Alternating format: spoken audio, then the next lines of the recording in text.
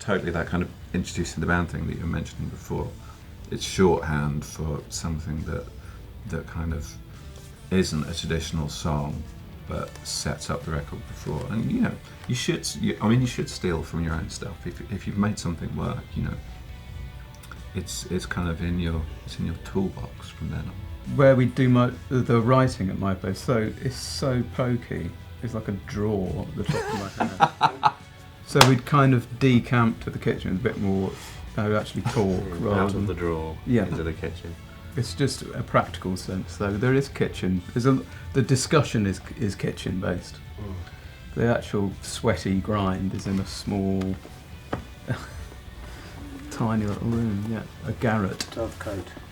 And why do you decide to work with Alan Mulder on this? What was the thinking behind that? He's kind of been on our list for like 20 years or so. I think we kind of talked about him when we very first started, didn't we? He's made so many records that we love. Yeah. And it's one of the weird things is because he made so many records that I really liked just as we were starting, I didn't really realise quite how massive he'd become in the meantime. You know, it's kind of when we started working with him, you go into the studio and it's all stuff by, you know, it's got gold discs from Nine Inch Nails and The Killers and people like that. And you're kind of like, oh, but you're the right guy, yeah? But yeah, I think he'd been on, we talked about him many, many times, hadn't we? And when we decided we were going to work with somebody who wasn't Ed this time, I think it was the only name we actually contacted in the end. In fact, Dids would know.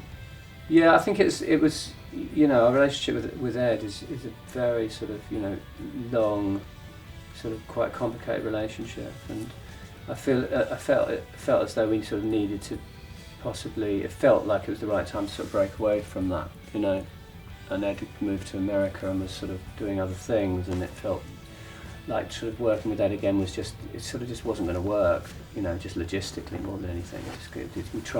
We did actually kind of talk to Ed at first about it, and just logistically we couldn't make it work. And, you know, it's down to a simple thing of, you know, I think we felt very confident about what we were doing on Night Thoughts, and I think that kind of gave us real confidence to sort of take a lot of the responsibility for this record, and that's what we did. And you know, like I said, Alan's records just sound great, and his involvement was really key, I think, in it as well. We definitely tried to avoid the kind of, you know, that sort of Suede sort of formulaic kind of stuff, you know. I think we're definitely trying to. That's always a bit of a thing, you know. It always gets to a stage in making a record, and it's like, oh, you need a single sort of thing. Yeah, they always come at the end. Those tracks. Yeah. The hit me's and the Like Kids and the, you know, No Tomorrows always come at the very end of a session when you're desperately looking for something, you know. And we didn't want to go down that road this time. No. I think again because of the reaction to Night Thoughts, you know, so many people picked out the long, meandering, kind of complicated tracks, and even kind of like radio people and record company people, that it was just like, have we been making these kind of, you know, kind of pseudo bangers for a world that doesn't exist anymore? And I think we probably have, you know what I mean? I think what people were most excited about us doing are the kind of things that are on this record, rather than, you know, the kind of more obvious stuff. It feels a bit like too much like self-parody as well, yeah. I think, doesn't it? Kind of like trying to rewrite kind of a Flash Boy and stuff like that. You know, it feels like we need to just sort of be a different version of us, you know, and trying to just sort of go back to the feeling of this very, very sort of teenage kind of gnarly stuff. It is a bit. It can be self-parody. It's a bit bald guy in a Porsche, isn't it?